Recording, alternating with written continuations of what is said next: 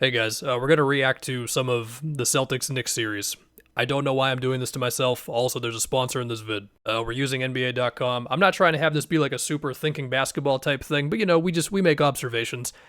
Immediately, if I can, this was I haven't gone through the whole thing yet, but by the way, this is fourth quarter of game one. We know they collapsed the first two games. Anyway, this was a thing, right? It was Cat ending up on JB and JT, and the Celtics not being able to make them pay for it enough. You know what I mean?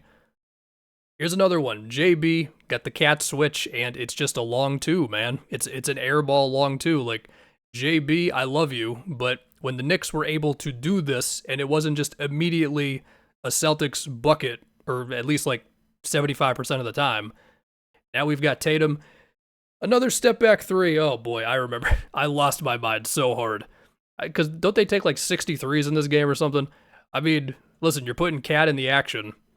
It's all coming back to me now. I just remember losing my mind so much at the end of, it was especially game two, but man, this game, like, look, this three, I get it. We know the results of the series now. The shot doesn't go in, the whole thing. Derek White probably shot, I don't know, 39% or maybe a little more on that type of three this previous season. Like, the dude was just so confident all the time and just going up when he had like the smallest amount of daylight, which is a common thing with the Celtics, right? They missed that one. Tatum misses that layup. And this one play sums up so much of it, where Brunson doesn't get immediately torched by Jalen on the switch, and then OG just had to help a little bit to get the ball out of his hands, but then he could get back to Tatum to where it wasn't a breakdown. Something just happened in these first couple games, man, where missed threes and the Knicks' execution being good enough. I mean, here you go. It's a Tatum-Cat switch, the type of thing that going into the series, you would have just said, oh, whenever that happens, the Celtics have got that, no question.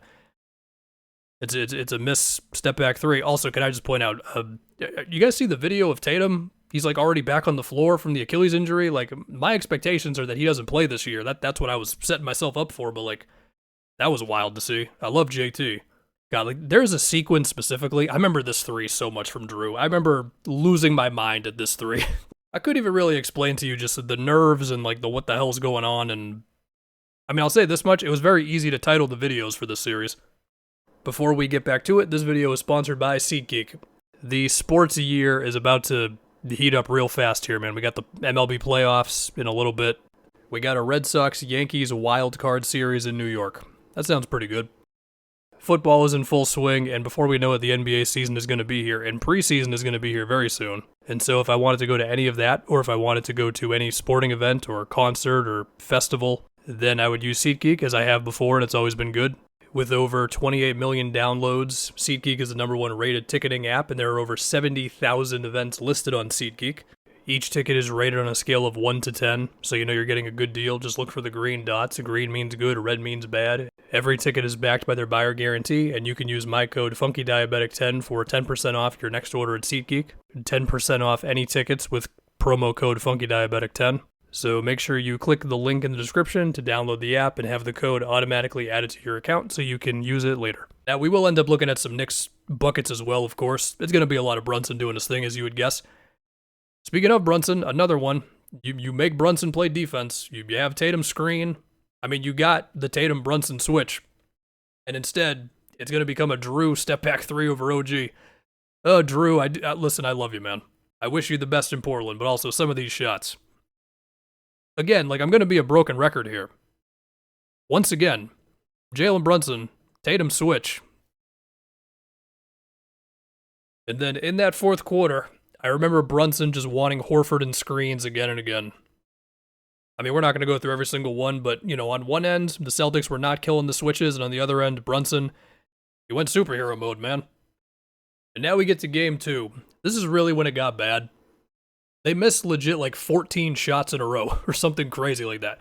Mitch is in the game for, I'm going to guess, the majority of it. Mitch was so scary. Like, he had that quick little switch on Pritchard. OG's tough as hell on Jalen. Like, it really was just such a wild stretch of, like, just missed shots like this, and also the Knicks defense being very tough, to where the Celtics were either, like, not comfortable being inside, or, I don't know, Cat's playing good defense on Horford there. I mean, it's another play where Brunson is able to switch onto Tatum, and I mean, by the time this play starts, there's already like 5 seconds. There's like 7 seconds left, which suggests to me like it probably took them forever to get into the action. Maybe the Knicks were playing it really tough. Maybe the Celtics walked the ball up court kind of slow. I mean, we're not going through the whole game here. And maybe, just maybe, Tatum sees Mitch right here, and he's just like, you know what? I could drive on the right-hand side right now, but that guy's going to be right there, and he's just scary. I don't know, but D. White misses another 3. And then we have this moment here, which I believe went kind of crazy on Celtics Twitter. It was a screenshot of basically this, of being like, yo, Tatum, throw the pass to Horford. When you watch it in real time, I mean, there is certainly a window there. What a series this was, man. A Jalen open 3, it doesn't go in. Tatum just missed a wide open corner 3. Horford missed a wide open corner 3 before that. I mean, they can't score on anybody. Tatum's definitely not scoring on OG in a one-on-one. Another one of these plays, I mean, if Brunson's going to be able to switch on to the top 2 dudes and you're not going to kill him for it, then yeah, that's tough. And pretty much the same thing happens again. It's so rough to look at, man. At least for me it was. If you're not a Celtics fan, or especially if you're a Knicks fan, this is great. And then Brunson's going to do what Brunson does. So cool stuff. Now game 3 is the game we don't have to put too much time into. It was a pretty safe bet the Celtics were going to win this one. They made like 20-something threes. All the shots that didn't go in started going in. So if my memory serves me right, this was the game that Tatum really did start to do whatever he wants against these guys. I mean, the stat line certainly says he did. And it's always funny because you say, well, a Brunson switch can't lead to a long 2. Well, in this game, it went in, so I guess now it's okay. Or a 3 contested over Cat. Honestly, a big thing with this game was Cat finally really made the Celtics pay for having smaller guys on him. And now I'm just remembering from seeing Porzingis here, dude, what the hell happened to Porzingis in this series? Like, he said it was an illness, and then a tweet came out today where he's like, yeah, man, I'm good now. I don't know. But, I mean, you saw the Cat score on Tatum there, and now he just goes at Derek White. Even if they're bringing 2 on him, he was still scoring. And another theme in this thing, as I thought about, well, can Horford still guard Cat? It does hurt to see the times where Cat was just killing Horford. At least at times in this series. But yeah, this was a big thing going into the series, just switchability against Cat because of the Celtics defense. Porzingis is a help defender. It didn't matter in this game. And then how can I forget the Mikal Bridges run in the 4th quarter, where the dude made basically the same shot like 4 or 5 times in a row or whatever it was. Just this fading paint, like border of the paint, pull up, but it becomes a fadeaway. You know what I'm saying. Although before that, can we just appreciate... So Brunson puts Porzingis in the action. Horford freaks out and goes back to him. Like, this is how much the Celtics were scared of Brunson. We're having our 2 big guys just on him, and he's still getting to wherever he wants to go. You know what, Mikal? I'm sorry for making fun of how your jump shot looked at the beginning of this previous season. Because clearly you figured it out, and yeah, you sent my team home. And then we get to Game 5.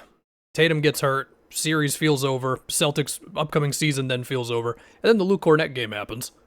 This was the one game where the whole big guy helping off of Josh Hart really made a difference. I mean, you can see it right here. Like, Cornett, he is leaving Josh Hart wide open. Brunson's got to pick the ball up. And then, I mean, Hart does get a shot off, but the Celtics will live with that. And then Cornett blocks Cat. You get it. And then we all know what happened in Game 6. OG blocks Jalen. It turns out getting OG Anunoby to guard Jason Tatum and Jaylen Brown is a pretty good idea. Mikal gets a 3. I don't want to see the rest of this. You know what happened. Anyway, have a good one, guys.